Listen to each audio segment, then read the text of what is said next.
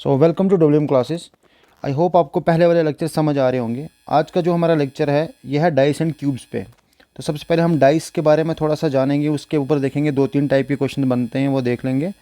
उसके बाद हम क्यूब्स पे देखेंगे कौन कौन से क्वेश्चन बन सकते हैं। तो ये दोनों टॉपिक हम इस वीडियो में कवर करेंगे।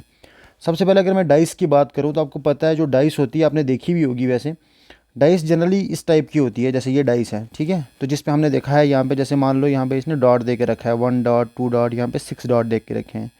वो इस डॉट की जगह नंबर भी दे सकता है, वो इसकी जगह इमेज भी दे सकता है। तो वो उसकी अपनी मर्ज़ी है, वो इसके ऊपर कुछ भी दे के आपसे क्वेश्चन पूछ सकता है। अब असल में सबसे पहले अगर बात करें डाइस कितने टाइप की होती है, वो तो फिफ्थ सिक्स वाला क्वेश्चन है मतलब। तो वो आप देख लो, जनरली दो टाइप की होती है, मैंने यहाँ लिखा भी था कहीं, आप देख लें। एक तो हमारे पास होती है स्टैंडर्ड डाइस और एक तो ये जनरल डाइस। स्टैंडर्ड डाइस क्या होती है, जिसमें अपोजिट का सम जो है ना, जैसे यहाँ पे 1 है तो उस साइड पे 6 होना चाहिए। अगर ऐसा होगा कि अपोजिट पे जो नंबर है ना वो 7 बन रहा है, ठीक है, तो उसे हम बोलते हैं स्टैंडर्ड डाइस। अगर ऐसा नहीं हो रहा है तो वो जनरल डाइस ही होगी, ठीक है। तो अब देखते हैं जनरली इसमें जो अपोजिट का सम 7 वाला बात है ना, ये तो मतलब इजी सा क्वेश्चन है, ये जनरली एग्जाम में आएगा भी नहीं। मान लो कि आपको एक डाइस दे के रखी है, ठीक है, मान लेते हैं ये डाइस दे के रखी है। इस पर उन्होंने ये वाली साइड दे के रखी है, यहाँ पे 1, यहाँ पे 2 और यहाँ पे 3। तो पूछेंगे 3 के अपोजिट में बताओ क्या होगा, तो 3 के अपोजिट में 4 ही होगा, क्योंकि अपोजिट का सम 7 ही होता है, ठीक है। अब जनरली वो करते क्या हैं, जैसे जो एग्ज़ाम में क्वेश्चन आता है वो आपको एक डाइस लेंगे, उसके फ्रेम ऑफ रेफरेंस चेंज कर देंगे। अब मैं आपको समझाता हूँ फ्रेम ऑफ रेफरेंस क्या है। तो उस फ्रेम ऑफ रेफरेंस समझने से पहले हम थोड़ा सा ओवरव्यू देखते हैं कि ये असल में क्यूब की टाइप होती है। मतलब जो हम जिसकी हम बात कर रहे हैं कि हम डाइस जो देख रहे हैं वो जनरली क्यूब ही होती है, ठीक है। क्यूब, क्यों क्यूब का मेन है क्या है, मतलब अगर उसकी प्रॉपर्टीज़ देखें तो आपको पता है इसमें लेंथ और उसकी ब्रेथ और उसकी हाइट इक्वल होती है, किसकी, क्यूब की। यहाँ पे लेंथ ब्रेथ और हाइट का गारंटी नहीं है कि वो इक्वल होगी, ठीक है। यहाँ पे इक्वल नहीं होती है, किस में, क्यूबाइड में। तो क्यूब में ये तीनों चीज़ें इक्वल होती हैं, इसकी लेंथ भी, इसकी हाइट भी और इसकी विड्थ भी, तीनों चीज़ें इक्वल होती हैं, ठीक है। ये तो हमें पता था। उसके बाद हमें ये भी पता है इसके 8 वर्टिसेस होते हैं। वर्टिसेस किसको बोलते हैं, ये कोने, 1 2 3 4 5 6 7 और 8, 8 वर्टिसेस हैं हमारे पास। उसके बाद 12 एजेस हैं। एजेस क्या हो गए, मैं यहाँ पे समझाता हूँ। देखो एज क्या है, मान लो ये मेरी डाइस है, ठीक है। तो ये एज है ना मेरा, ये एज आ गया, एक एज, दूसरा एज, तीसरा एज, चौथा, पाँचवा, छठा, सातवां, आठवां, ऐसे ही पीछे से भी होगा, 9वां, 10वां, 11वां और ये 12वां। तो टोटल एज कितने होते हैं, कौन है हम जिनको क्या बोलते हैं, ये साइड की, मतलब ये वाले एज ही समझो इनको, ठीक है, एज ही हैं ये। तो एज कितने होते हैं टोटल, ये क्यूब में भी उतने ही होते हैं, क्यूबाइड में भी उतने ही होते हैं। देखो एज 12 है, यहाँ पे भी 12 है। ये बिल्कुल बेसिक चीज़ें बता रहा हूँ, जिनको पता है फास्ट करके देख लो। उसके बाद देखते हैं यहाँ पे जो एजेस की लेंथ है ना, मतलब इक्वल लेंथ के होते हैं। ये तो हमने अभी देखा, क्योंकि लेंथ ब्रेथ हाइट है तो मतलब तीनों को हम लेंथ भी मान सकते हैं, तीनों को ब्रेथ मान लो, क्योंकि तीनों की साइड सेम है यहाँ पे क्यूब में, ठीक है। क्यूबाइड में हमारे पास होते तो 6 ही फेसेस हैं, लेकिन यहाँ पे जो एज है ना, अगर एज की बात करें तो वो लेंथ उनकी इक्वल नहीं होती है। देखो यहाँ पे ये लेंथ देखो इसकी ज़्यादा है, इसकी विड्थ बिल्कुल अलग है, लेंथ अलग है और इसकी हाइट अलग है, तीनों डिफर कर रही हैं, ठीक है। उसके बाद इसके फेसिस के टाइप होते हैं, इसके रेक्टेंगुलर, ये तो बिल्कुल बेसिक सी चीज़ है, ठीक है। आई होप ये आपको पता होंगी, ठीक है, वैसे मैंने बता भी दिया है।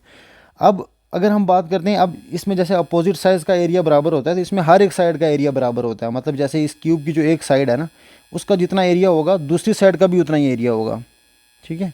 लेकिन हमारे पास क्यूबाइड में ये चीज़ नहीं होती, क्यूबाइड में अपोजिट का एरिया जो है वो इक्वल होता है, ठीक है। आई होप ये आपको सब पता है।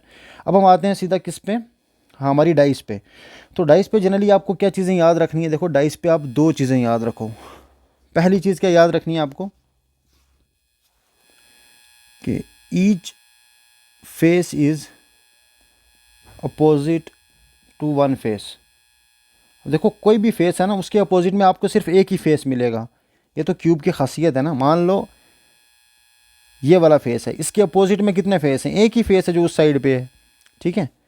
जैसे अगर मैं यहाँ पे बात करूँ, इसकी अगर बात करूँ मैं, इसमें मुझे ये बताओ कि ये जो मेरा ये फ्रंट वाला फेस है, ये वाला, इस फेस के अपोजिट में कौन सा फेस है, वो जो बैक पे जो मुझे नहीं दिख रहा है, ठीक है, जो ये वाला होगा, ये वाला फेस।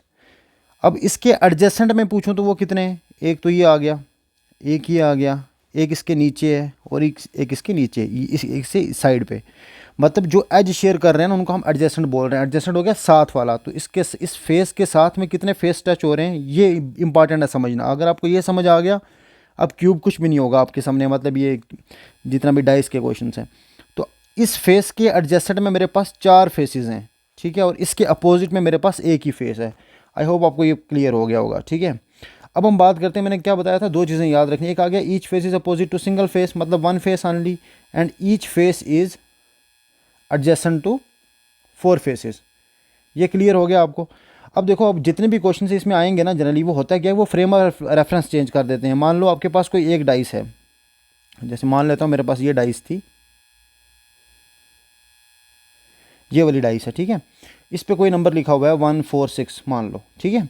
अब वो क्या करेंगे ना, ये आ गया मेरा फ्रेम ऑफ रेफरेंस क्या चीज़ होती है, जिसको नहीं पता मैं बता देता हूँ। फ्रेम ऑफ रेफरेंस का मतलब हो गया अभी जिस अंदाज में वो, देखो मान लो आपको किसी ने ऐसे हाथ में ना छुपा के कोई बता रहा है ये डाइस है, आपको सिर्फ 3 ही फेस नज़र आ रहे हैं सामने से उसके, तो ये आ गया फ्रेम ऑफ रेफरेंस जो आपको नज़र आ रहा है।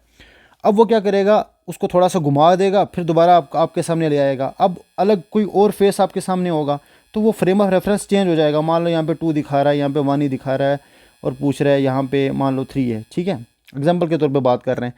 तो अब आपको ये दिख रहे हैं 1 2 और 3, तो फ्रेम ऑफ रेफरेंस आपका चेंज हो गया। अब वो आपसे पूछेगा मुझे बताओ 4 के अपोजिट में क्या होगा, ये आपके पास क्वेश्चन आ गया, तो आपको वो बताना है, ठीक है। अब हम बात करते हैं, देखो आपको 2 रूल याद रखने हैं इसमें। रूल मतलब सिंपल सी चीज़ है, अगर मान लो कि आपके पास सिंगल डाइस होगी, वो तो आप बता सकते हैं, मैंने आपको पहले भी बताया, सिंगल डाइस है तो उसके अपोजिट वाले फेसेस का सम 7 होगा, जनरली वो उसी में ही पूछते हैं। अब अगर सिंपल आपको 2 डाइस देंगे, 1 5 और 3 दे दिया, 1 6 और 4, जैसे मान लो इसको आपको 1 दिख रहा है सामने, यहाँ पे 5 दिख रहा है, ये आपका फर्स्ट फ्रेम ऑफ रेफरेंस है जो आपको नज़र आ रहा है। बाद में उसी डाइस को उसने घुमा के अब आपको 1 नज़र आ रहा है, लेकिन 6 और 4 नज़र आ रहा है साथ में। अब वो आपसे एग्ज़ाम में क्वेश्चन पूछेगा कि मुझे ये बताओ कि 1 के अपोजिट में, ये है ना मेरे पास 1, तो पूछेगा 1 के अपोजिट में क्या है, या किसी के भी अपोजिट में क्या है, तो मैं आराम से निकाल सकता हूँ। इसके लिए हम यूज़ करते हैं क्लॉकवाइज या anti clockwise rule.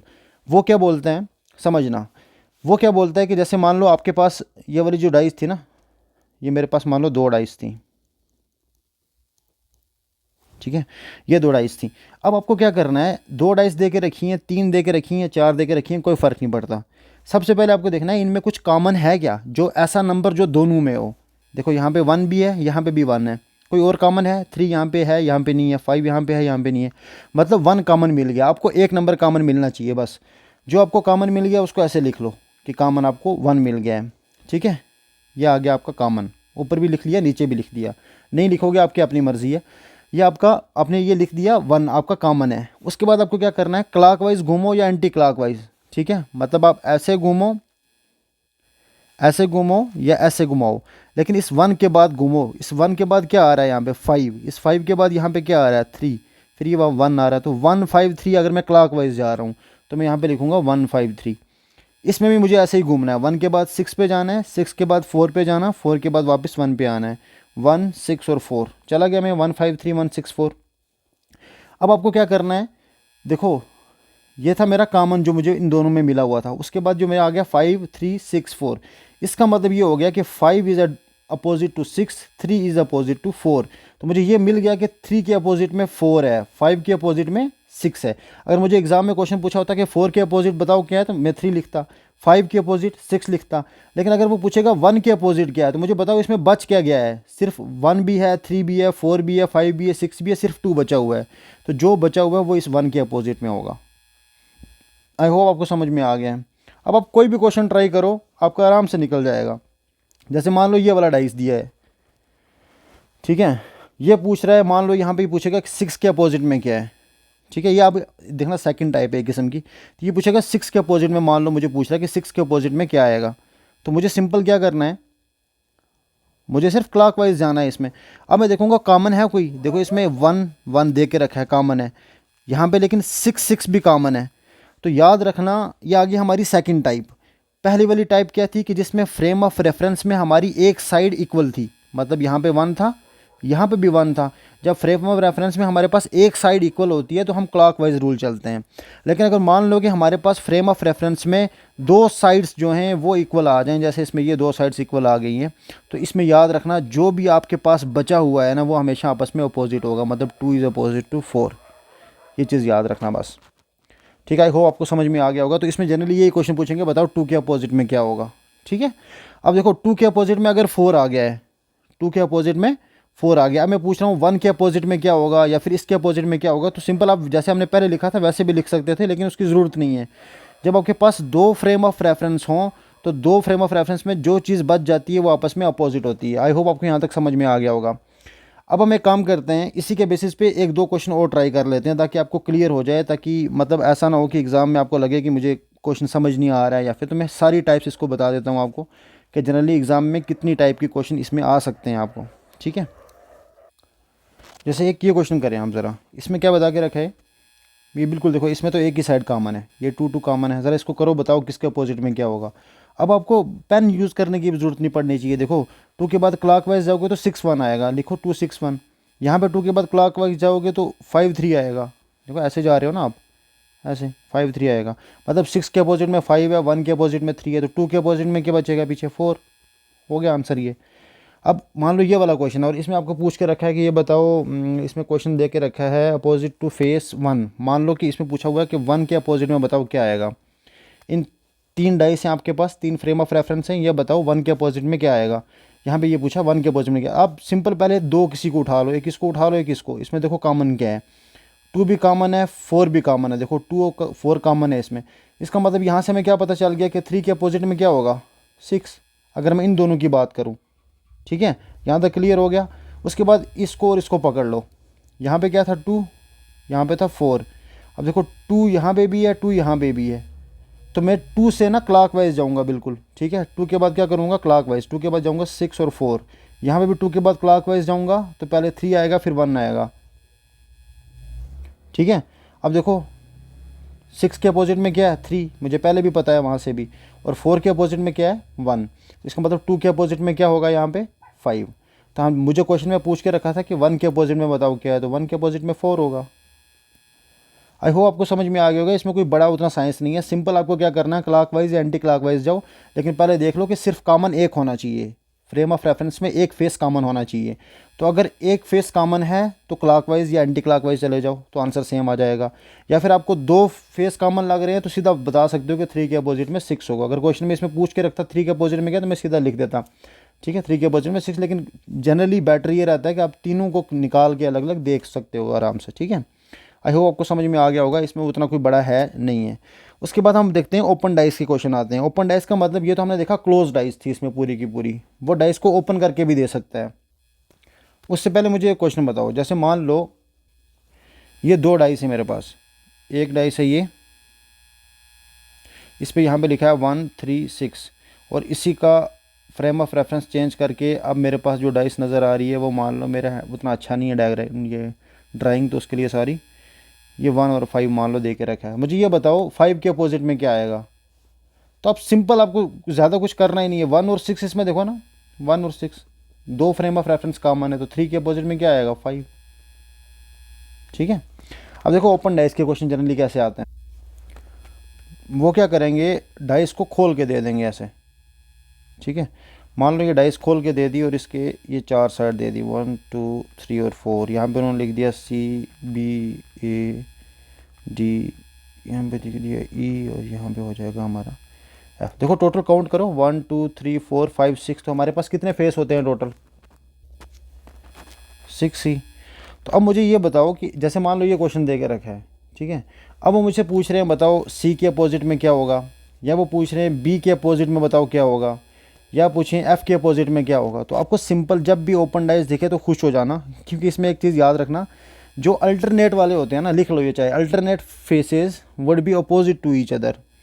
Alternate face का मतलब हो गया एक को छोड़ के दूसरा। जैसे मान लो मैं C के अपोजिट में देखना चाहता हूँ तो मैं B को छोड़ दूंगा, उसके बाद क्या है A, तो इसका मतलब C के अपोजिट में क्या आ जाएगा A आ जाएगा। ऐसे मान लो B के अपोजिट में पूछा होता, तो अब मैंने ये B उसके बाद मैं A को छोड़ दूंगा, अब किसको पकड़ूंगा D को, इसका मतलब B के अपोजिट में क्या आ जाएगा मेरा D आ जाएगा। आई होप यहाँ तक आपको समझ आ गया होगा। अब जैसे मान लो एफ़ के अपोजिट में पूछता, तो एफ़ के अपोजिट में मैंने ए को छोड़ दिया, तो एफ़ के अपोजिट में क्या होगा, ई होगा। लेकिन वो इतना आसान पूछेगा नहीं कि आपको एक्सिस सामने दिख जाए ऐसे, मतलब सामने आप अल्टरनेटर ढूंढ सको। मान लो वो कुछ इस तरीके से दे सकता है, ये 3 साइज उसने दे दिया, मान लो उसको इस तरीके से खोल के रखा है उसने डाइस को, कि इस साइड पे मेरे पास वाई दे के रखा है और यहाँ पे मान लो पी है और यहाँ पे आर है। अब वो मेरे से पूछ रहा है क्वेश्चन में कि बताओ एक्स के अपोजिट में क्या है। तो एक्स के अपोजिट में तो मुझे पता है, इसको छोड़ के ये जेड है, तो एक्स के अपोजिट में तो जेड आ जाएगा। और मैं यहाँ से क्या निकाल सकता हूँ, एक्स के अपोजिट में जेड है, इसके बगैर मुझे बताओ मैं क्या निकाल सकता हूँ। मेरे पास कोई भी अल्टरनेट, मान लो मैं आर को पकड़ रहा हूँ, पी को छोड़ के बाद जाऊँ कहाँ, वो वहाँ तो है ही नहीं है ना कुछ भी मेरे पास, समझ रहे हो। जेड को पकड़ा मैंने, क्यू को छोड़ा, और जेड के अपोजिट में तो एक्स मुझे पता है, उसके बगैर मान लो मुझे वाई के अपोजिट निकालना है, तो वाई के अपोजिट कैसे निकालूंगा, इसके बाद क्यू तो है लेकिन क्यू के आगे तो मुझे कुछ दिख नहीं रहा है। तो इस टाइप के क्वेश्चन में आपको क्या करना है, जहाँ पे मतलब आपके पास ये ना दिखे कि मुझे अल्टरनेट छोड़ के मैं जाऊँ कहाँ, ठीक है। तो आप सिंपल एक काम करो, किसी भी एक एक्सिस पे, जैसे मान लो ये एक एक्सिस है, इस एक्सिस पे ना इस जेड पी और आर को उल्टा करके डाल दो। उल्टा करके डाल दो मतलब जेड को क्यू के साथ ओवरलैप कर दो, पी ऊपर चला जाएगा और आर ऊपर चला जाएगा। मेरे कहने का मतलब ये है कि जब मैं इसको फोल्ड करूँगा तो मेरे पास डायग्राम कुछ इस तरीके से बनेगी। एक मैं बना के बताता हूँ। ये मेरा एक्स वहीं पे रहेगा, मेरा वाई वहीं पे रहेगा, मेरा क्यू और जेड जो है ना ये ओवरलैप कर जाएगा आपस में, और ये जो पी है मेरा ऊपर चला जाएगा। मैं इसको फोल्ड कर रहा हूँ, ये समझ लो मैं यहाँ पे ना इस पेज को यहाँ से फोल्ड कर रहा हूँ ऊपर की तरफ। जब मैं फोल्ड करूँगा तो मुझे बताओ पी यहाँ पे चला जाएगा और मेरा आर यहाँ चला जाएगा। फोल्ड करके देख लो, जब आपने एक साइड पे फोल्ड किया, अब मुझे बताओ अब आपके पास कोई आ गया नंबर, जैसे वाई के अपोजिट में मैं देखूँ अगर, तो मेरे पास वाई के अपोजिट में क्या आ रहा है, पी, तो दूसरा नंबर भी मुझे मिल गया, वाई के अपोजिट में पी होगा। यहाँ तक मुझे उम्मीद है आपको समझ आ गया होगा वाई के अपोजिट में पी कैसे आया है, मैंने इसको ओवरलैप किया है, ठीक है। लेकिन अब इसी में अगर मान लो मुझे ये पूछा हुआ था कि क्यू के अपोजिट में क्या आएगा, अब क्यू तो यहाँ पे है, मैं ओवरलैप करने के बाद भी क्यू के अपोजिट में नहीं बता पा रहा हूँ, क्योंकि मैं एक को छोड़ूंगा तो आगे तो है ही नहीं है कुछ भी मेरे पास। तो उस केस में सेम ओरिजिनल डायग्राम पे जाके आप किसी और एक्सिस पे इसको उल्टा दो। जैसे मैंने इसको पहले इस एक्सिस पे उल्टाया था, इस पे आप एक काम करो, ये वाली एक्सिस पकड़ लो अब, वाई एक्सिस, ठीक है। इस एक्सिस पे इसको ऐसे उल्टा कर दो। मेरा कहने का मतलब है अब आपको क्या करना है, इसको फोल्ड कर दो, मतलब पी और आर यहाँ पे है ना मेरे पास, इसको फोल्ड करो पेज को, ताकि ये पी जो है जेड के ऊपर सुपर इम्पोज हो जाए और आर यहाँ पे आ जाएगा। कहने का मतलब ये जो डायग्राम मेरी बनेगी फिर वो कैसी बनेगी, यहाँ पे बना के देख लो, यहाँ पे आपका एक्स आ जाएगा, यहाँ पे क्यू आ जाएगा, उसके बाद जेड और पी जो है वो सुपर इम्पोज कर जाएंगे, एक दूसरे के ऊपर आ जाएंगे, और मेरे पास यहाँ पे आर आ जाएगा और वाई मेरा क्यू के साथ यहीं पे रहेगा। मतलब मैंने इसको सिंपल उठा के पी और आर को उठा के इस साइड पे रख दिया है। अब जो सुपर इम्पोज हो रहे हैं ना उनको छोड़ दो, उसके बगैर आप देखो आप क्या है आपके पास, आर, इसको छोड़ दो। उसके मतलब इसको छोड़ने का मतलब मेरा ये था कि जेड और पी में आप ये नहीं डिसाइड कर सकते कि जेड पी के ऊपर है, इसके अपोजिट में या साथ में है, उसको छोड़ो। अब हमें मेन क्या देखना है कि जेड तो हमें पता है किसके अपोजिट में है, एक्स के अपोजिट में है, तो मुझे यहाँ पे निकालना था आर के अपोजिट में क्या होगा। तो आर के अपोजिट में एक को छोड़ के दूसरा कौन सा है, क्यू, तो मुझे पता चल गया क्यू के अपोजिट में क्या होगा, आर होगा।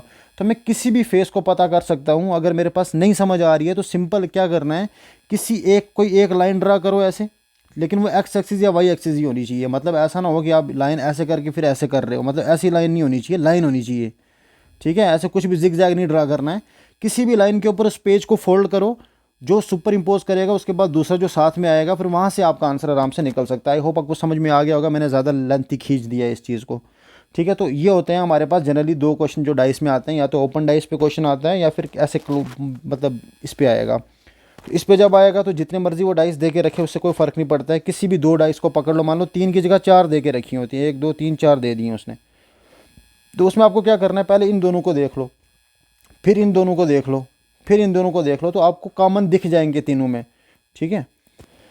आई होप अब आपको करना क्या है, इस पर प्रैक्टिस करनी है। आप प्रैक्टिस करोगे तो आपके ये सारे क्वेश्चन निकल जाएंगे। उसके बाद हमारा नेक्स्ट टॉपिक था, जो मुझे लगता नहीं कि अभी लेंथी होगी, ये वीडियो ज़्यादा लंबी हो जाएगी। चलो करते हैं ट्राई। ये हमने डाइस के क्वेश्चन किए हैं, अब हम जाते हैं किस पे, क्यूब्स पे, ठीक है। आई होप डाइस के क्वेश्चन अब आपको कोई मसला नहीं होगा। ऐसा करता हूँ मैं क्यूब के क्वेश्चंस के लिए अलग से वीडियो बना देता हूँ, ठीक है। इसका पार्ट सेकंड रहेगा, मतलब ये क्यूब पे रहेगी, ये डाइस पे रहेगी, और नेक्स्ट वाली मैं क्यूब पे बना देता हूँ। Thank you so much.